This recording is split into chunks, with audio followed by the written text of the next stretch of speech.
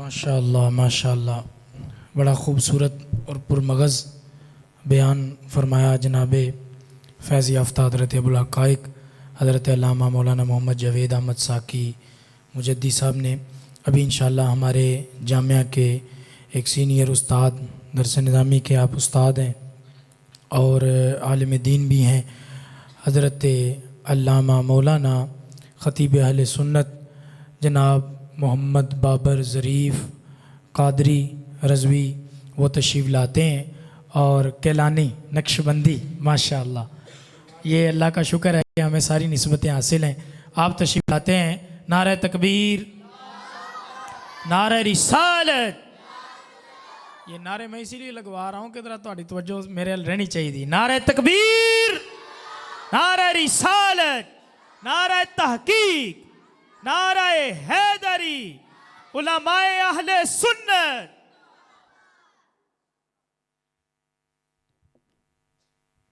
بسم اللہ الرحمن الرحیم. صلی اللہ تعالی علی حبیبہ محمد وآلہ وصحبہ اجمعین.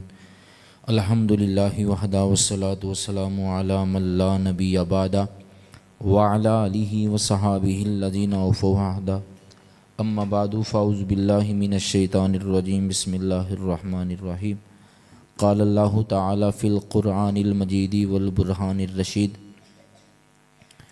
قل هل يستوي الذين يعلمون والذين لا يعلمون. قال اللہ تعالی فی مقام آخر وعلم آدم الاسماء كلها. آمنت باللہ صدق اللہ العظیم. قال النبی صلی اللہ علیہ وسلم من یلتمس فیہ علما سہل اللہ لہ طریقا الی الجنہ او کما قال علیہ السلام. ان اللہ و ملائکتہ یصلون علی النبی یا ایھا الذین آمنوا صلوا علیہ وسلموا تسلیما. بآواز بلند پڑھی الصلاۃ والسلام علیک یا سیدی یا رسول اللہ وعلی آلک وصحابک یا سیدی یا حبیب اللہ. الصلاۃ والسلام علیک یا نبی اللہ وعلی آلک وصحابک یا رحمۃ للعالمین. الحمدللہ آپ اور میں آج اس سالانہ بزم آئمہ و محدثین کانفرنس میں حاضر ہیں.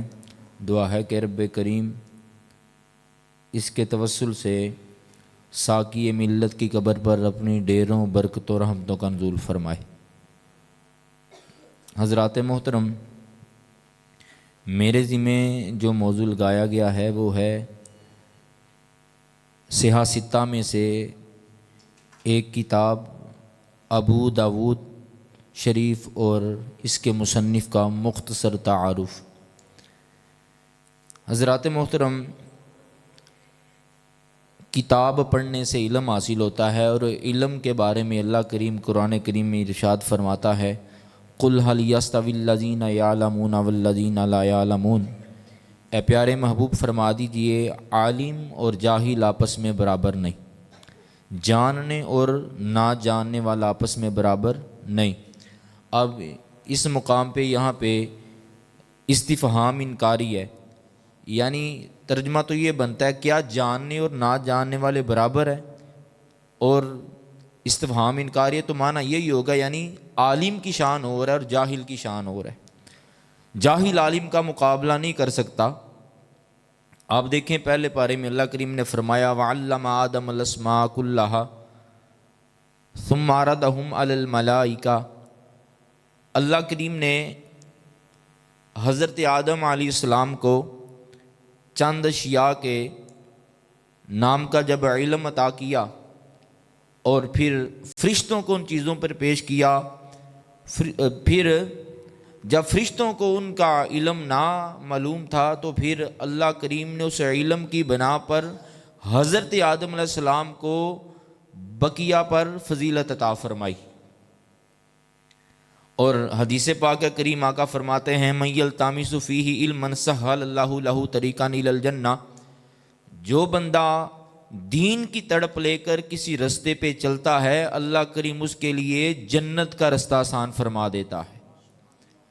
اب وہ چلتا دنیا کے راستے پہ ہے، تڑپ اس کی علم دین ہے، تو کریم آقا فرماتے ہیں من یلتمس فیہ علما، اس کی تڑپ، اس کی لگن، اس کی جستجو وہ علم دین حاصل کرنا ہے، تو فرمایا وہ اپنی تڑپ دنیا میں لے کے نکلتا ہے، ہم آخرت کی راہیں اس کے لیے آسان فرما دیتے ہیں۔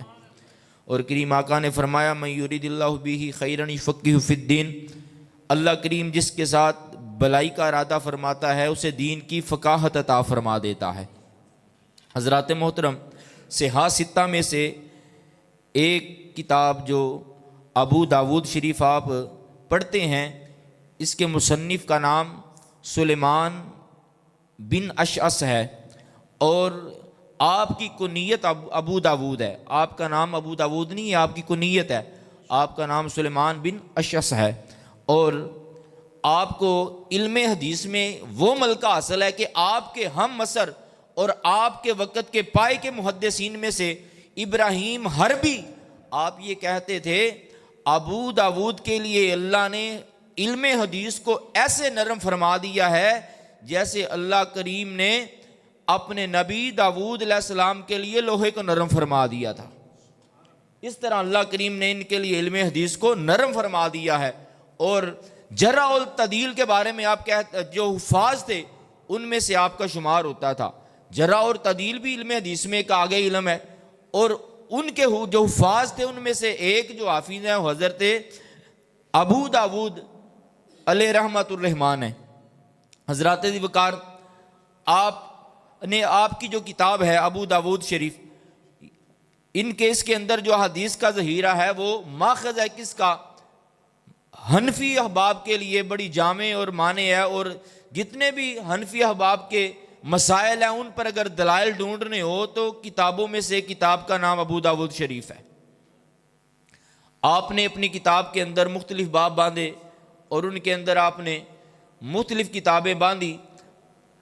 حضرت امام ابو داود آپ نے کتاب السنن کو ابواب کی شکل میں مرتب کیا، کل آپ نے 35 کتابوں میں اس کو تقسیم کیا، ان میں سے 1871 باب باندھے، مرفوع اور موقوفہ حدیث آپ لے کے آئے، اور آپ نے جو اس کی تالیف کی اپنی کتاب کی وہ بغداد شریف میں بیٹھ کے کی، اور آپ کی کتاب کی فہرست دیکھیں تو اس سے آپ کا عقیدہ واضح ہوتا ہے۔ ہمارا عقیدہ وہی ہے جو محدثین کا ہے، محدثین کا عقیدہ وہی ہے جو صحابہ کرام کا ہے۔ الحمدللہ، اللہ کریم ہمیں علم حدیث کے ساتھ مزید علم حدیث کو پڑھنے اور اس میں مہارت کی توفیق عطا فرمائے، آمین ثم آمین۔